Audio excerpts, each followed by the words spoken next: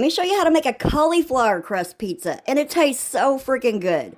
Start with a medium head of cauliflower, and you want to grate it or rice it.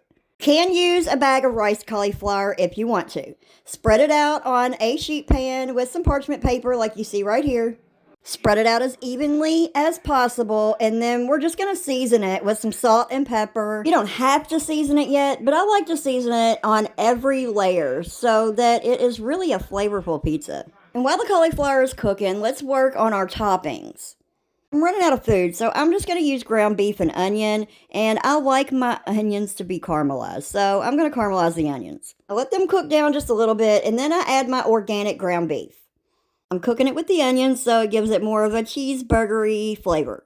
You don't have to use ground beef or onions. You can use whatever toppings you want. This is just what I like and what I had on hand. After 20 minutes the cauliflower is cooked, I'm going to take that out and set it to the side so it can cool down. Make it easier to grab with my hands. This is the real workout. This is where you're going to lose all your filling in your hands. I have this handy dandy little mesh strainer bag, but you can use a cheesecloth or a kitchen towel. You're going to squeeze the crap out of this. I mean, you're going to squeeze it so hard and so long that your hands are going to hurt. You should have at least a cup of liquid come out. When you think you've squeezed it all out, squeeze it a few more times because I promise you didn't get it all. See me struggling here. I even push it up against the side of the sink a few times to try to help give me some leverage. Getting as much water out as possible is going to give you the most crispy pizza-like crust. For the crust, I'm just grating some Parmesan cheese because we're going to mix that in along with an egg. And grate your own cheese. Don't buy that pre-grated crap. It's full of anti-caking agents that are really bad for you. For the seasoning of the crust, I'm just using salt, pepper, Italian seasoning, and a little garlic powder. Add in your dry cauliflower.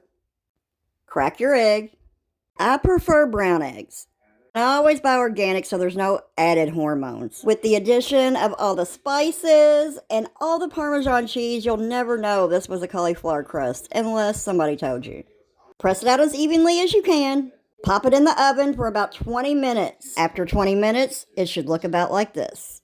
Now you can put your sauce and all your toppings and cheese and all that stuff on. I'm using Rao's sausage and mushroom chunky sauce. You can top it with any cheese you want. I'm going to use these mozzarella pearls. I love fresh mozzarella. Pop that in the oven until the cheese melts. It takes about 10 minutes. I'm going to shred some more Parmesan to put on top when it's about halfway done cooking. Parmesan burns easy, that's why I did that. Now let's cut this baby up and have a slice. I'm so hungry. Start to finish, this took me about an hour and 20 minutes. If you buy riced cauliflower, it won't take nearly as long. If I order this pizza, it costs $65. I made it for about 20 bucks. And it kept my husband full for hours. That's super important. I feel like all I do is cook and clean my kitchen to cook again. Can anybody else relate?